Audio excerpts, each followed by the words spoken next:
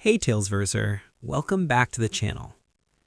A lot of people in their 20s and early 30s carry around this quiet feeling they rarely say out loud. They look at the world today and it simply doesn't feel right. They don't feel like they belong here. They romanticize the 90s or early 2000s, slower days, less digital noise, more face-to-face connection, music you had to buy on CD, summers that felt endless.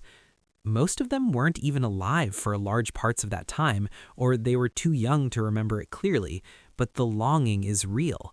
They feel like they were born in the wrong era. This isn't just nostalgia for a decade they missed. It's deeper than that. The present feels loud, shallow, and overwhelming. Social media turns every moment into content. Relationships move fast and break faster. Success is measured in likes, followers, and side hustles. Everything is optimized, tracked, and compared. Somewhere in the middle of all that, a part of them quietly wonders if life was supposed to feel slower, more human, and more grounded. They see old photos of people hanging out without phones, laughing at things that aren't trending, living without the need to document every second. That simplicity looks like freedom. The current world looks like a race with no finish line. Psychologists sometimes describe this as temporal misplacement or wrong generation syndrome. It's not a formal diagnosis, but it's a pattern that's showing up more and more. People describe it like being dropped into a movie they weren't cast in. The soundtrack feels wrong. The pace feels wrong. The rules don't make sense. They walk through life with a sense of displacement, as if someone swapped the timeline and forgot to tell them. Nostalgia bias plays a big role here. The brain naturally romanticizes the past. We remember the warmth, the simplicity, and the freedom, not the dial-up internet that took 10 minutes to load a photo, not the limited rights for many groups, not the economic struggles, not the lack of access to information. The 90s and 2000s look golden in hindsight because we only see the highlights. Social media makes it worse by constantly serving up retro edits, VHS filters, Y2K fashion, and old internet vibes. Every scroll reminds you how authentic things used to be.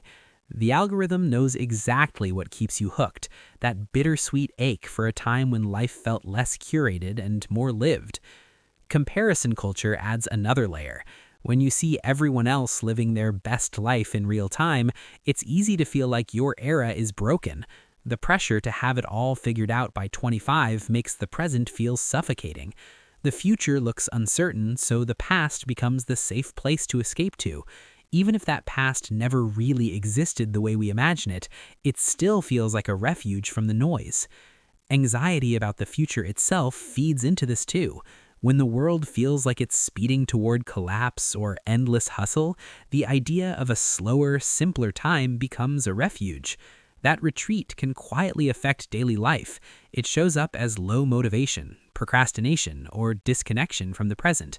Some people chase vintage aesthetics as a way to feel closer to that imagined era. They collect old tech, wear retro clothes, or listen to music from decades they barely remember. Others withdraw completely, feeling like nothing in the current world is worth investing in. It's a kind of grief for a life they never had. The feeling can also show up in small, everyday ways. Someone might avoid long-term commitments because life moves too fast anyway. They might skip deep friendships because people change too quickly these days. They might procrastinate on goals because what's the point if everything is falling apart? The life they want feels impossible in this timeline. The good news is, this feeling doesn't have to stay stuck. Recognizing it is the first shift. Notice when you're romanticizing the past. Ask yourself what part of that era you actually want, and find small ways to bring that into today. Put the phone away for a few hours. Talk to someone in person instead of texting. Do one thing just because it feels good, not because it looks good online. Read a physical book. Listen to music without multitasking. Walk without listening to a podcast. Those little anchors in the present can start to loosen the grip of the wrong era story. The past isn't coming back, but pieces of what made it feel good can still live in the present, if you choose them on purpose. You don't have to reject the modern world completely, you just have to decide what parts of it are worth keeping and what parts you can let go of. Comment below if you've ever felt like you were born in the wrong time. What part of the past do you miss the most? Like if this resonated, subscribe if you want more deep dives into the weird ways our minds work, and hit the bell so you don't miss the next one. Thanks for watching. See you soon.